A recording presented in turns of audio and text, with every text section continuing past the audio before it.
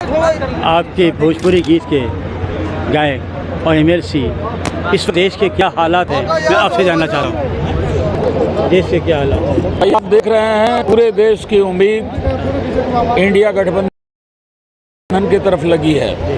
Bharatiya Janata party ने केवल 10 वर्ष झूठ बोला है, नौजवानों के साथ धोखा किया है, किसानों को छला है और इतना बड़ा एक तरीके से इलेक्ट्रोल बॉन्ड नहीं है, वो घूस है, वो चोरी है। किसी भी वादे पर कहा 15 लाख सालाना देंगे, 10 वर्ष में 1.5 करोड़ रुपया सालाना होता है, 1.5 रुपया नहीं दिया। 2 करोड़ लड़कों को नौकरी देंगे, 20 करोड़ होता है 10 वर्ष में, 2 को नहीं दिया। किसानों की आय दोगुनी करेंगे। अगर हरियाणा, पंजाब और उत्तर प्रदेश के पश्चिमी इलाके के किसान खड़े नहीं हुए होते, 900 कुछ हमारे किसान शहीद भी हो गए, रबड़ की गोलियां चलवाए, यहाँ तक कि कील ठोक दिया किसानों के रास्ते पर। अगर वो खड़े नहीं हुए होते तो हमारे किसानों की भी ज़मीन उन्हीं 22 लोगों को दे दिया होता जिनका कि 16 लाख करोड़ रुपया कर्जा माफ़ कर दिया। हमारे किसान का 5 लाख रुपया कर्जा 5,000 नहीं किया। उन्हीं 22 लोगों को गोलवरकर ने कहा था कि अगर भारत पर हमेशा राज्य करना चाहते हो तो 95% भारत को कंगाल बना दो। ब्राह्मण नहीं कहा, क्षत्रिय नहीं कहा, वैश्य नहीं कहा, शूद्र नहीं कहा, 95% भारत को कंगाल बना दो। पेट भरेगा, राजनीति की बात करेंगे, पेट खाली रहेगा, पेट की बात करेंगे, और 5% जो तुम्हारे दलाल किस्म के लोग हों, इतना उन्हें मालो माल कर दो कि वो 95% पर राज करें और तुम उन पर राज्य करो। यही तो बीजेपी ने किया। फैक्ट्री उनको दे दिया, रेल उनको दे दिया, ट्रेन उनको दे दिया, स्टेशन उनको दे दिया, एयरपोर्ट उनको दिया, 3000 फैक्ट्री उनको दे दिया, कर्जा माफ उनको किया। एक बता दीजिए गुजरात में जो सीमा पर मरने वाला शहीद हो, एक गुजराती नहीं मिलेगा। 2 आदमी 4 आदमी इस देश में, 2 खरीद रहे हैं देश को और 2 बेच रहे हैं। मोदी और शाह बेच रहे हैं देश को, अडानी अंबानी खरीद रहे हैं, और जितने पैसे लेके भागे हैं यहाँ से विदेश गए सब गुजराती हैं। कहाँ देश खतरे में है, कहाँ धर्म खतरे में है? विवेकानंद ने कहा था कि जब तक अंतिम पंक्ति के अंतिम व्यक्ति के चेहरे पर मुस्कान न हो और 2 वक्त की रोटी का इंतजाम न हो जाए, तब तक मंदिर और मस्जिद की बात बंद कर देनी चाहिए। हम मांग रहे हैं रोटी, वो दे रहे हैं धर्म। अरे प्रधानमंत्री जी, क्या कर दिया है आपने? कोई देखने वाला भी तो रहे आपको। ऐसी वैक्सीन लगवा दिया, 1 नहीं लगवाया, 2 लगवाया, नहीं लगवाओगे रेल में नहीं चढ़ोगे, बस में नहीं चढ़ोगे, नौकरी नहीं करोगे और नौकरी नहीं मिलेगी। और लंदन की अदालत में उस फैक्ट्री ने, उस कंपनी ने कहा कि वह वैक्सीन की सुई जिनको लगी है, ब्रेन हेमरेज हो सकता है, उन्हें हार्ट अटैक हो सकता है, खून जम जाएगा, माने मौत हो जाएगी।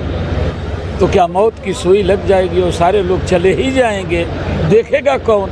इसीलिए इस जनता ने कहा, आज चुनाव जनता लड़ रही है कि मोदी जी, हमारी अंगुली की काली स्याही ने तुम्हें बनाया था और 2024 के चुनाव में इसी अंगुली की काली स्याही जो ताकत बाबा साहब डॉक्टर भीमराव अम्बेडकर ने दिया है, हमारी ताकत कुर्सी पर बैठाती भी है, हमारी ताकत कुर्सी से हटाती भी है। संविधान खतरे में, लोकतंत्र खतरे में, आरक्षण खतरे में। आज हर जात धर्म के लोग अपने मान सम्मान के लिए, हमारी तो कट गई, सामने आने वाली पीढ़ी खड़ी है, उसका क्या होगा?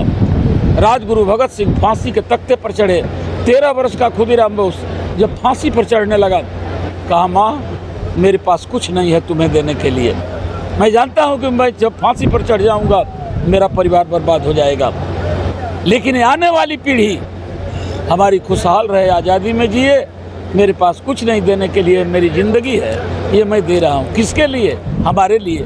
और हम क्या कर रहे हैं? अपने पीढ़ी के लिए 500 रुपये पर वोट 5 वर्ष के लिए बेच दे रहे हैं, 34 पैसा रोज पड़ा। 2000 रुपये में 1 वोट बेच दे रहे हैं, 1 रुपया 8 नया पैसा रोज पड़ा, जबकि आज भिखारी भी 2 रुपये का सिक्का नहीं लेता है। क्या जवाब देंगे अपनी पीढ़ी को? इसलिए आज पूरा देश संविधान बचाने के नाम पर, लोकतंत्र बचाने के नाम पर, आरक्षण बचाने के नाम पर, अग्निवीर योजना को खत्म कर पक्की नौकरी के नाम पर लड़कों को नौकरी के नाम पर, महिलाओं को 1 लाख रुपया सालाना देने के नाम पर, विकास के नाम पर 5 किलो नहीं 10 किलो राशन इंडिया गवर्नमेंट देगी। और 4 तारीख को जिस दिन सरकार बन जाएगी, इंडिया गठबंधन की बन गई है सरकार, उसी दिन वो सारे कानून जो इंडिया गठबंधन ने अपने मैनिफेस्टो में कहा है, अखिलेश जी ने कहा है, 1 महीने के अंदर। और सबसे बड़ी बात है, भारत की जनगणना होगी, कौन कितना है, क्योंकि भारत का लोकतंत्र में संविधान कहता है कि जिसकी जितनी संख्या भारी उसकी उतनी भागीदारी, ये पता चल जाएगा।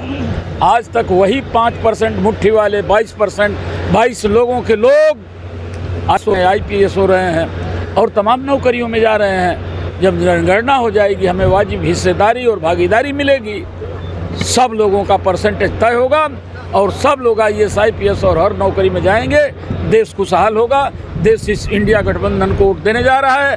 काल कारणवश नेताजी तो प्रधानमंत्री नहीं हो पाए, लेकिन ये संभव है कि ऐसा संजोग बन रहा है कि उत्तर प्रदेश में 80 सीट है, हम 60 सीट से अधिक जीत रहे हैं। ऐसा भी हो सकता है कि समाजवादी पार्टी का राष्ट्रीय अध्यक्ष, हम लोगों के नेता माननीय अखिलेश यादव जी भारत के भविष्य भी बन सकते हैं और आने वाले 15 अगस्त को लाल किले पर झंडा भी फहरा सकते हैं। अभी हमने बात